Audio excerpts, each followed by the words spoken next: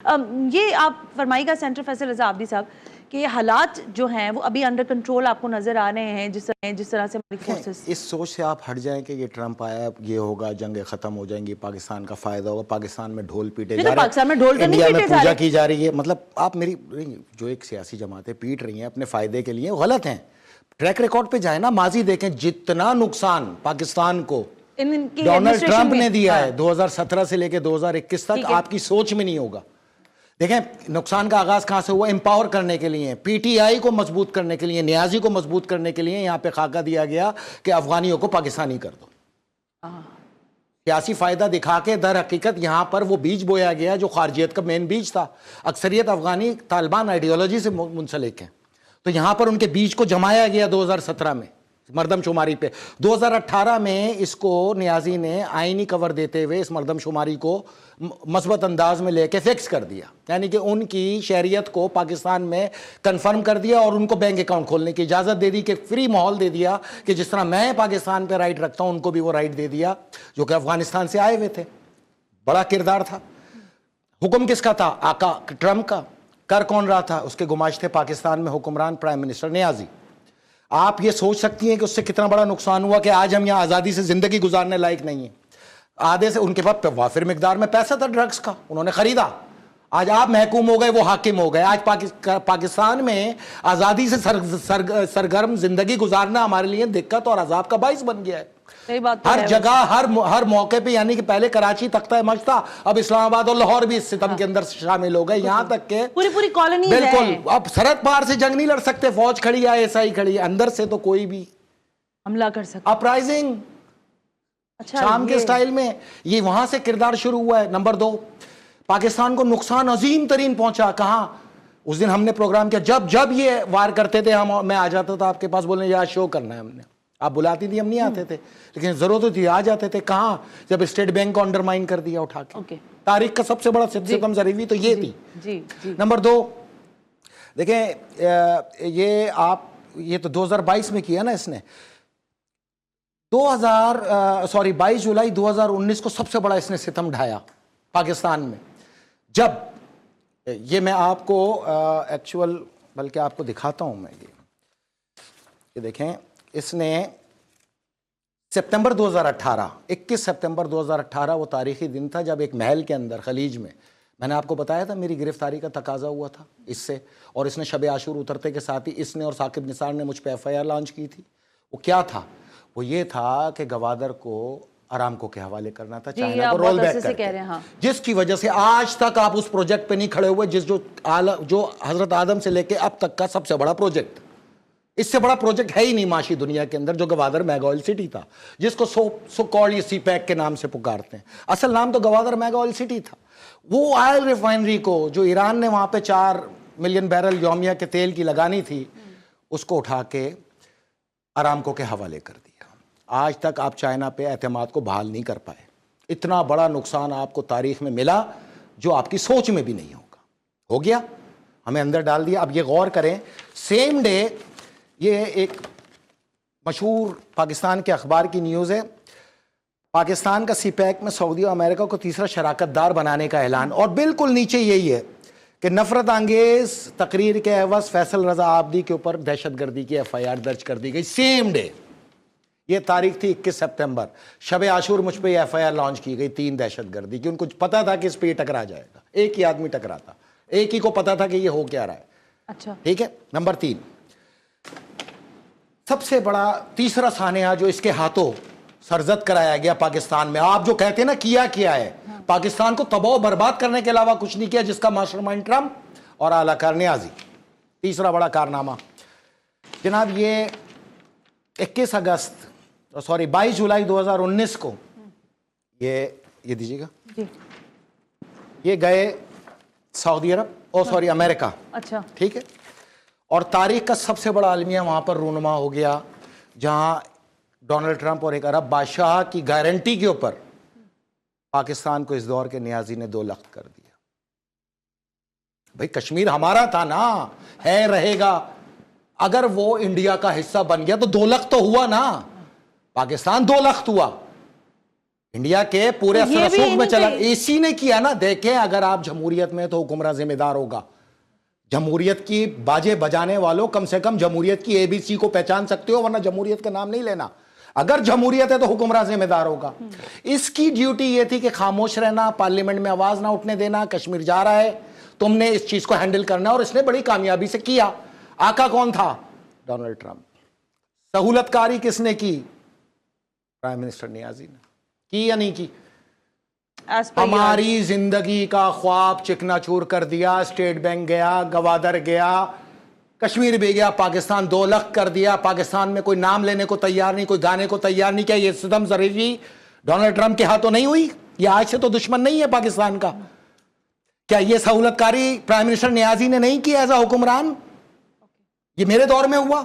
अगर कोई और हाकिम होता ना तो ताजियाने ले लेके उसको मिसाइल दे के मार दिया जाता, लेकिन इसमें खामोशी इख्तियार की, और इस खामोशी का आलाकार बनी खुद पीपल्स पार्टी और नून लीग भी, क्योंकि आका थे ना। इनके तो आका ही वही है, इनका तो ओढ़ना बिछोना ही वही है। तो ये सबसे बड़ा नुकसान हुआ। नंबर 2, OIC गाई जाती है जी, OIC गाई जाती है। अच्छा भाई, क्या हुआ OIC में?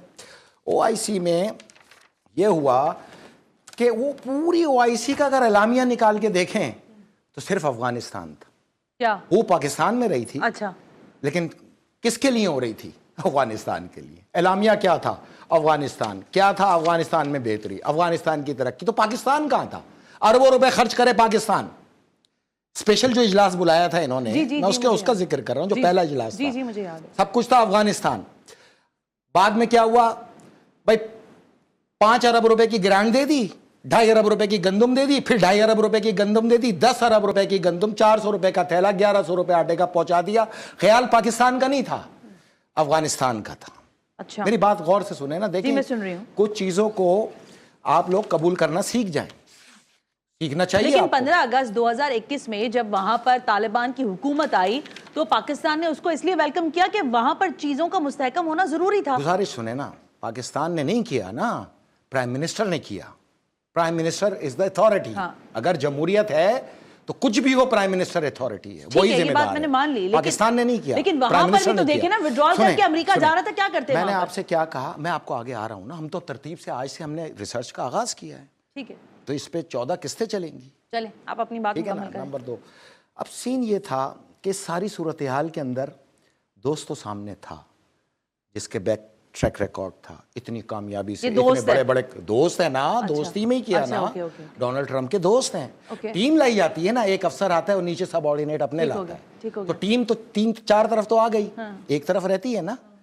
इसीलिए बैरूनी प्रेशर्स का आगाज किया जा रहा है, पाकिस्तान को तख्ता मश्क पे लाया जा रहा है। तो पाकिस्तान में एक दुश्मन भी है, आलमी ताकत, बहुत बड़ा दुश्मन है। उस दुश्मन को कभी तलाश करने की कोशिश की आपने? इस बार भी निशाना वही दुश्मन है, आलमी ताकतों का। आलमी ताकतों का एक दुश्मन, बहुत बड़ा दुश्मन, तालिबान का बहुत बड़ा दुश्मन। वो दुश्मन कौन है पाकिस्तान में? दोस्तों मैंने आपको बता दिया ना। दोस्त तो आप कह रहे हैं उनको उस वक्त के प्राइम मिनिस्टर के ऊपर इल्जाम है आपका। ये इल्जाम है? नहीं, मैं आपको अब सर आप कह रहे हैं, मैं तो यही बोलूंगी ना, मैं आपकी जुबान तो नहीं बोल सकती ना। जो चीज एस्टेब्लिश हो जाती है ना, वो इल्जाम नहीं। ठीक है, आपने जो कहा उसके मुताबिक उस वक्त की जमहूरियत के प्राइम मिनिस्टर इस तमाम चीजों के जामिन बने और उन्होंने ये सब कुछ किया। आज चाइना से जाके पूछे ना किसने रोल बैक किया। ठीक हो गया। जो आज आप मुझे दुश्मन भी बता देना, आलमी ताकतों का दुश्मन भी पाकिस्तान में ही है और वो तालिबान का भी दुश्मन है। और वो कौन है? कब से? जब यहाँ पे धमाकों की शिद्दत इख्तियार हुई। अच्छा, हम तो इसको बैक टू बैक लेके चल रहे थे हर चीज़ को, ठीक है, हम तो रिकॉर्ड पे ले रहे थे हर चीज़ को, इसलिए हमें तालिबान पे सबसे ज़्यादा हमारी नज़र थी। तालिबान पे जितने ऑपरेशंस हुए वो हम रिकॉर्ड पे लेते थे, और इस जिम के अंदर सैकड़ों प्रोग्राम ऑन रिकॉर्ड हैं। जी बिल्कुल दुरुस्त है, मीडिया के ऊपर, बिल्कुल ठीक है ना। इवन के पाकिस्तानी कौन होगा इसका फैसला मैं नहीं करूंगा, वफादार पाकिस्तानी वो दुश्मन की हिट लिस्ट करेगी कि ये लोग। अल्हम्दुलिल्लाह 12 साल में रहा, 1 साल में मैं दूसरे नंबर पे आ गया, मुझे पूरे साल चक्कर आते रहे कि या अल्लाह ये मेरे से कोई गुनाह हो गया जो मुझे इन्होंने नीचे कर दिया, कोई मेरे से कमी हो गई। वो 1 साल 1.5 साल वो थे जो मैं मीडिया से गायब था। अब मैंने जब इसकी तहकीक का आगाज़ किया, असल दुश्मनी कहाँ से हुई? देखें, एक चीज़ को बार बार यहाँ बताया जाता है कि मौजूदा चीफ ऑफ आर्मी स्टाफ और इमरान की दुश्मनी है, ये शाखसाना बाहर से पैदा किया जाता है ना। हाँ, ये कहा जाता है, सही कह रहे हैं आप। मतलब एक माइंडसेट बनाया जा रहा है, बिल्कुल ठीक है। और उस माइंडसेट के ऊपर हिटलर का एक मशहूर कॉल है कि अगर किसी मुल्क کو ختم کرنا ہو تو اس کی افواج کو اس کی عوام میں متنازع بالکل ٹھیک ہے. یہ آج کا ان کا کارڈ نہیں ہے عالمی سوچ کا, عالمی یہ ہمیشہ سے ہے, ہمیشہ سے چلتا ہے اور اس کو پلے اپ بھی کرتے ہیں نا. اچھا اب بات یہ ہے کہ جب میں یہ 2014 میں جب استعفیٰ ہوا تو اس کے فوراً بعد جو ہے افواج پاکستان نے ایک آپریشن کا آغاز کیا, نام تھا ضرب عصب. درست ہے. ہم نے بین شیعہ سنی اتحاد کی تشکیل دی. یہ جو آج اس کے اتحادی ہیں یہ میرا ہی لگایا ہوا پودا تھا. میں نے ان دونوں کو ملا کے ایک اتحاد بنایا اور ضرب عصب پہ ہم نے, چونکہ ہاتھ سے زنجیریں کٹ چکی تھی, سیاسی آزاد تھا, تو پوری طاقت سے ہم نے فوج کو سپورٹ کرنا شروع کیا اور ذہن کے اندر مختلف ملکوں میں اظہار رائے کو بنانے کے لیے جلسے کیے تاکہ سپورٹ ملے اس آپریشن کو. بہرحال اس آپریشن کا اس وقت جو مرکز تھا وہ وزیرستان تھا. یہ 2014 سے لے کے 2016 تک مرکز رہا. وہاں پہ ایک کمانڈنگ آفیسر تھا, اس وقت میجر جنرل تھا, نہیں جو اس آپریشن کمانڈ جو کر رہے تھے, جو اس آپریشن کو کمانڈ کر رہے تھے, commander force and command northern areas. اچھا اوکے, ٹھیک ہے نا. وہ اس نے اس آپریشن کو کنڈکٹ کرنا شروع کیا اور بڑی کامیابی سے بے انتہا طالبان مارے. جو یہ اثر ٹوٹا تھا نا, یہ اس کا جو مرکز تھا وزیرستان تھا. ٹھیک ہے, آپ صحیح کہہ رہے ہیں. 2016 میں وہ ایک پوسٹ پہ آتا ہے, وہ میجر جنرل ایک پوسٹ پہ آتا ہے. 2016 سے 2018 پہ ایک پوسٹ پہ آتا ہے. پوسٹ تھی اس کی DGMI, director general military intelligence. ٹھیک ہے. اس پورے ایریا کے اندر ہمارے ریکارڈ کے مطابق جو انہوں نے کل آپریشن کنڈکٹ کیے وہ تھے لگ بھگ 22,000 آپریشن ہوئے.